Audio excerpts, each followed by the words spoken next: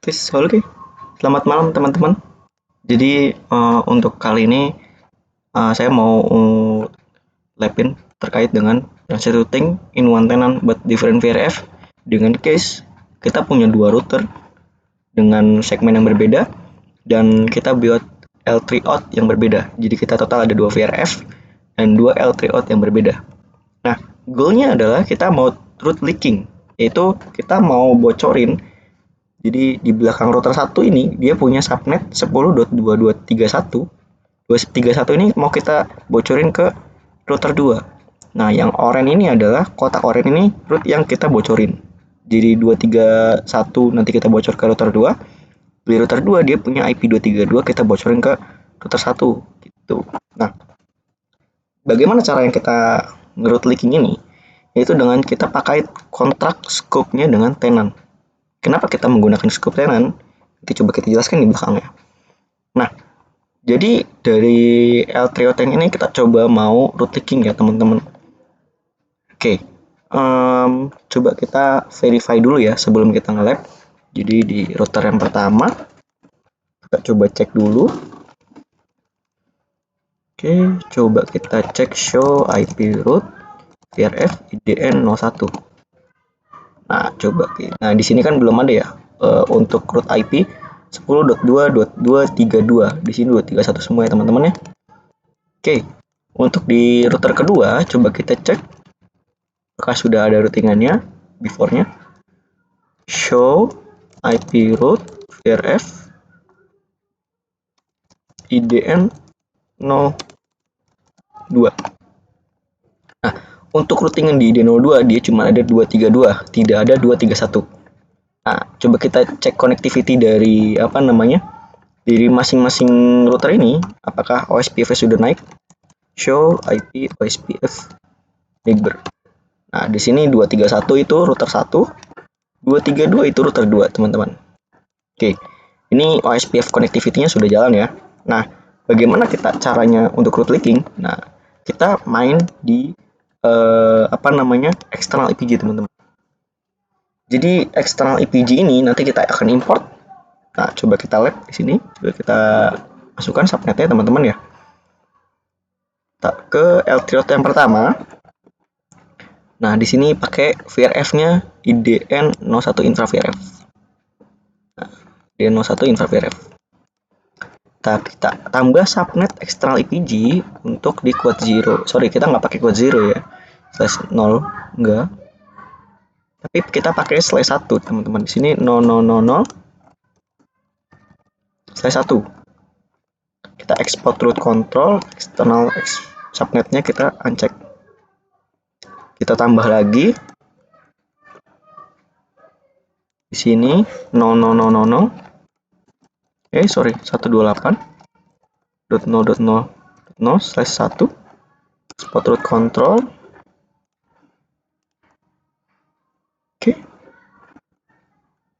Nah, setelah ini dua ditambahkan, kita coba akan route leaking ya, teman-teman ya. Nah, karena IDN 01 ini dia punya routing, kita coba verify dulu ya sebelum kita route leaking ya, teman-teman ya. Kita buka ke border leaf-nya. Jadi karena border leaf-nya itu kita buka leaf yang sama ya. Coba show VRF. Nah, kita coba lihat di user 2 infrastruktur VRF yang pertama ya, teman-teman. Show IP route VRF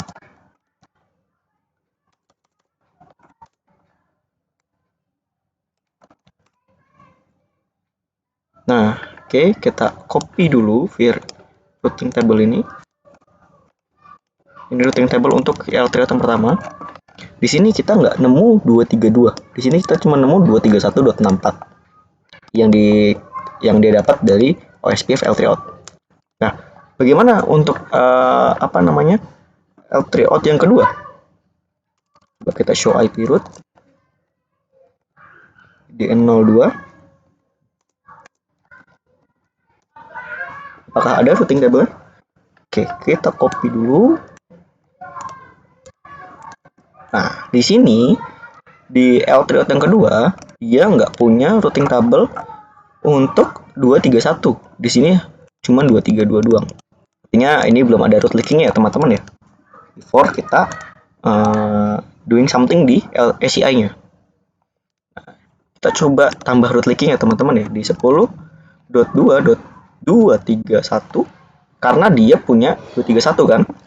Nah, 231 ini coba kita tambahkan ya teman-teman ya. 231 kita tambahkan menjadi shared root control subnet. Kita lengkapin dulu ya. 64/27. Shared root control subnet kita cek external subnet for external EPG. Karena dia ada di luar kan. Kita cek juga shared security import subnet kita cek juga. Ini yang membuat root leaking ya teman-teman ya. Submit. Oke. Setelah itu kita tambahkan untuk segmennya 232. Kita tambahkan di sini IP-nya 10.2.232.64/27. Ini namingnya coba kita L3 out leaking from VRF L3 out 2. Sorry, kita tambah L3 out 2 VRF 02 gitu ya. Ini export root control subnet. Cukup kita centang ini aja, submit.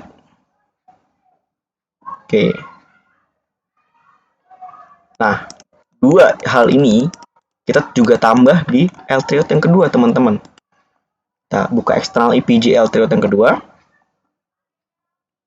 Kita coba tambah di subnetnya seperti kayak di L3 out yang pertama, kita tambahin 0.0.0/1 export root control subnet, submit. Tambahin lagi 128.0.0/1 export root control subnet. Kita submit lagi. Kita coba tambahin root leaking ya teman-teman ya. 10.1.2.232 karena dia L3 router 2.64/27. Nah, ini dari L3 out router 2. Karena dia punya dia sendiri karena kita leaking. Oke, di sini. Oke. Kita submit. Nah, kita ambil IP yang dari L3 out yang pertama. Berapa IP-nya? 10.2.231.64/27. Kita export root control subnet biar dia nge-push ke arah L3 out-nya router 2. Tuh, kita submit. Oke, apakah setelah ini sudah selesai? Tidak. Coba kita verify dulu ya di masing-masing router kita. Apakah sudah ada? Nah, ini masih 231 di router pertama. Kita lihat di router pertama, identik pertama. Nah, di router kedua, apakah dia sudah ada, teman-teman? Masih belum ada juga. Karena di sini belum kita tambahin kontrak, teman-teman. Nah, scope kontraknya ini ada di tenan. Coba kita tambahin di tenannya.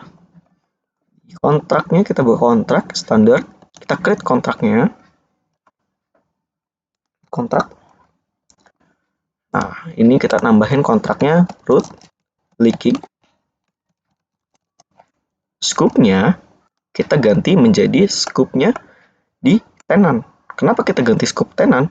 Karena ketika kita mau leaking dalam dua VRF yang berbeda, kita harus menaikkan scope-nya. Kalau misalnya kita hanya menjadikan scope-nya sebagai VRF, itu tidak akan bisa karena kita berbeda VRF. Kita harus naik satu tingkat lagi menjadi scope-nya tenan. Apakah bisa ketika ada case ketika misalnya kita membuat multi tenan A dan tenan B, dia ingin berkomunikasi root leaking diri tenan. Nah, kita naikkan scope-nya menjadi root scope-nya menjadi global. Jadi begitu, dia mengikuti ketika dia leaking dia harus naik satu tingkat di atasnya. Oke, coba kita tambahin kontraknya di sini ya.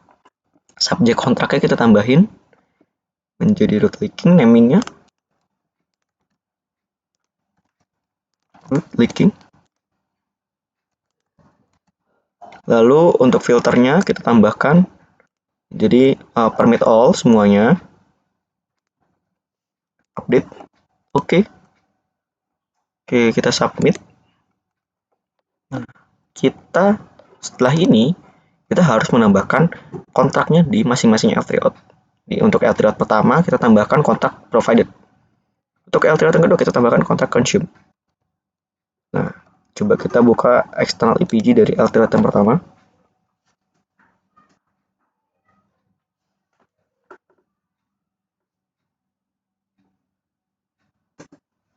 Kita buka kontrak.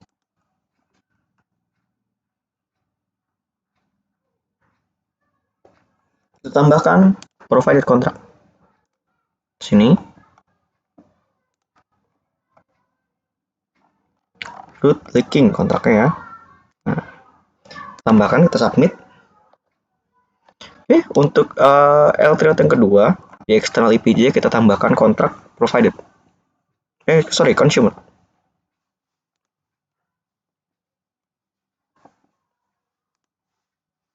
Consumer contract. Heading di consumer contract, root leaking.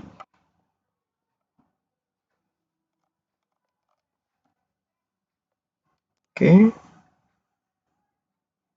Submit. Oke. Ini kontraknya sudah form ya. Coba kita verify dari segi routing di L3 out-nya masing-masing. Sudah ada. Oke, di router 2 sudah ada, di router 1 sudah ada. Oke, router 1 dan router 2 sudah ada teman-teman ya.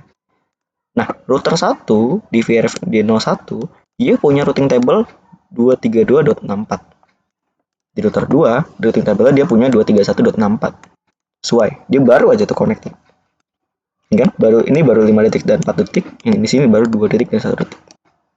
Nah, jadi gitulah kira-kira teman-teman ya. Jadi untuk transit routing dalam dua L3 out, tapi dengan VRF yang berbeda. Kita harus root leakingnya di external EPG tadi, salah satu contohnya. Oke, coba kita verify di sisi leaf-nya teman-teman ya. Apakah sisi leaf-nya juga sudah dapat? Tadi sebelumnya belum dapat sama sekali. Kita coba cek di DN01 dulu. L3 out pertama. Untuk L3 out yang pertama, dia kan nge-leaking ke 232 ya. Nah, akhirnya dia dapat nih. 232.64. Via-nya dia VRF yang kedua. Gitu. Dan coba kita lihat di tabel routing di L3 out yang kedua. Nah, dia 231 lewat VRF 1. Nah, beginilah akhirnya routing itu akan bekerja. Coba kita ping, verify dari masing-masing routernya. Ping VRF IDN01 karena kita dari router 1 menuju ke 232. Source IP-nya